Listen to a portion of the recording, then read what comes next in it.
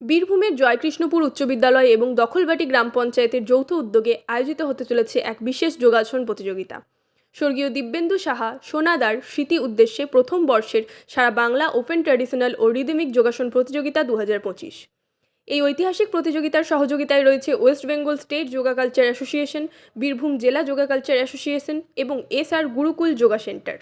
যোগাসন চর্চা এবং সংস্কৃতিকে আরও জনপ্রিয় করে তোলার লক্ষ্যে আয়োজিত এই মহোৎসবে রাজ্যের বিভিন্ন প্রান্ত থেকে যোগাসন প্রেমী প্রতিযোগীরা অংশগ্রহণ করবেন বলে আয়োজকদের পক্ষ থেকে জানানো হয়েছে। অনুষ্ঠানটি শুধু প্রতিযোগিতার জন্য নয়, স্মৃতির প্রতি শ্রদ্ধা নিবেদন এবং নতুন প্রজন্মের মধ্যে যোগব্যায়ামের চেতনা ছড়িয়ে দেওয়ার এক বিশেষ প্রচেষ্টা। প্রতিযোগীদের উৎসাহিত করতে ট্রফি এবং ছোট ছোট উপহারও প্রদান করা হবে। আয়োজকরা জানিয়েছেন, অংশগ্রহণকারীদের স্বীকৃতি ও সম্মানিত করতে প্রতিটি বিভাগে পুরস্কার দেওয়া হবে।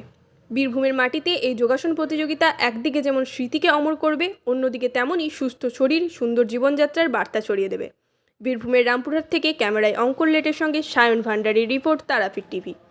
আজকে স্কুলে কি করা হয়েছে? আজকে স্কুলে আমরা একটা আমন্ত্রণমূলক সারা বাংলা যোগাসন প্রতিযোগিতা অনুষ্ঠিত করছি গতকাল থেকে, যেখানে পশ্চিমবঙ্গের প্রায় 18টা জেলা থেকে 750-এর উপরে প্রতিযোগিনী ছেলে মেয়েরা উপস্থিত হয়েছে। দেখা গেল ছোট থেকে বড় সকলেই উপস্থিত ছিলেন এই অনুষ্ঠানে, সেগুলো কি হবে? আমাদের এখানে বিভিন্ন এজ গ্রুপের প্রতিযোগিতা হয়।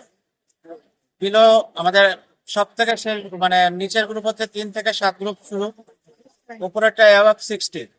কারণ এখানে অনেকে আছে 70 আপ বা 80-র উপরেও অনেক পুরুষ মহিলারা ব্যায়াম করবেন। সেটা আপনারা যদি মানে একটু বিকেলে যদি থাকেন দেখবেন, সেটাও আপনারা কভার করতে পারবেন। আমরা এই কম্পিটিশনটাকে বিভিন্ন এজ গ্রুপে ভাগ করে নিয়ে টোটাল 14টা এজ গ্রুপ করা হয়েছে, সেইটাকে ভাগ করে আমরা এই কম্পিটিশনটা করছি। এই কম্পিটিশনে যারা অংশগ্রহণ করেছেন তাদের জন্য কি উপহার রয়েছে? তাদের জন্য আমরা এখানে আমাদের দেখছেন, আমাদের যে প্রাইজ আছে, বিভিন্ন ট্রফি রয়েছে। আমরা বাচ্চাদের গ্রুপগুলোতে 1 থেকে 20 অব্দি প্রাইজ দিচ্ছি, তারা উৎসাহিত হবে। কারণ আমাদের সব জায়গায় 1 to 10 দেয়, এখানে যেহেতু ক্যান্ডিডেট বেশি হয়েছে সেই জন্য আমরা এবং বাচ্চাদের গ্রুপে ক্যান্ডিডেট এতটাই বেশি, এমন এমন গ্রুপ আছে প্রায় 120-25 জন করে এক একটা গ্রুপে আছে।